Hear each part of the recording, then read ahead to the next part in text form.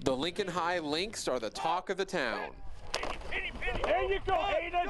Pads popping in the fall air have new meaning for this team as they are in the state playoff hunt for the first time in 12 seasons. Not only that, the Lynx are beating city opponents for the first time since 2006, a span covering 33 games. Definitely in the hallway, there's a bunch of excitement. The head's kind of held high now, 3-0 in the city, and I don't know, it's a big opportunity ahead of us. But those city wins didn't come easy.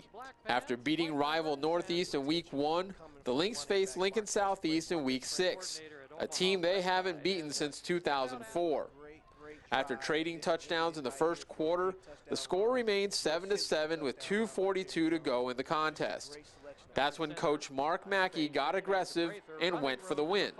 I was kind of debating on, whether or not do we run the clock out, do we eat it? I certainly didn't want to give the ball back to them, at midfield or whatever. And the kids and the coaches thought we could do something, and we said, why not? Backup quarterback Jackson Mallory completed 3 passes on the Lynx' final drive, including 2 critical third down conversions to senior receiver Andre Gilbert. I remember my quarterback kind of pounded me on the butt, Josh Mallory, and he's like, I'm going to be looking for you. You're going to be one of the first guys I'm looking for. And then I ran my route, and then as soon as I turned my head, the ball's in the air, so I had a lot of trust in him. So both sides of the ball. Andre Gilbert's just, he's playing phenomenal. He's been a 3-year varsity guy for us, and he's playing like a seasoned veteran, and we really needed that, and we have relied on him heavily. And before the play whistles, that kick would not have been good. With 5 seconds remaining, the Lynx lined up for the field goal, but missed it. Luckily for the Lynx, the Knights had called timeout, giving kicker Paul Muragizi a second chance. They called a timeout and Paul missed it. I was like, dang. I was like kind of like sigh of relief, like, dang, we get a second chance. Here we go. I had to look away. I couldn't watch that one. Yeah, I watched it. Surprisingly, I watched both of them, and I couldn't believe he made it. Now, as soon as he made it, what a sign of relief. You worked so hard for 4 quarters, and then, you finally win the game. So, as if the Lynx victory over Southeast wasn't crazy enough, the following week they took on the Southwest Silverhawks and once again endured a thrilling finish.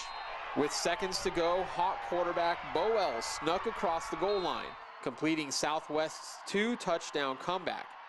Or so it seemed. Slowing the video down, it appears linebacker Hayden Crow stripped the ball before Ells crossed the goal line.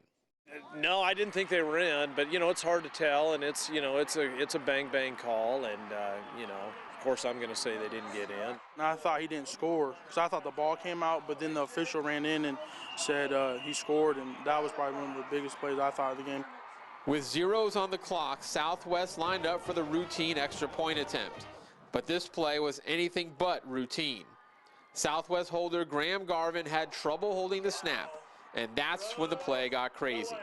Talik Ellis, the kid that comes in off the edge, he kind of grabbed a hold of him. But then even after their holder threw it, it seems like it hung in the air for 2 or 3 minutes, and I was thinking they were going to catch it and win the game right there. I didn't see Titus till right before he jumped in and got the ball, and I was like, yes. I was like, thank God. So with the 2 wild finishes, coupled with their Week 1 defeat of Northeast, the Lynx are 3-0 in city play, with a chance to win the city championship. You beat North Star city champs, it definitely lets the city know that it's definitely going to be a different program in the next couple of years coming up. The most important task at hand, however, is finishing strong and getting back into the playoffs. And it means a lot to me. I can't believe it, because these last 4 years haven't been the greatest. We struggled a little bit, but we got some wins in those seasons. But this year's a big year for me and my teammates as seniors. We just want to go out with a shock. We want to shock some teams and maybe even go to the playoffs. That would be great for a senior year.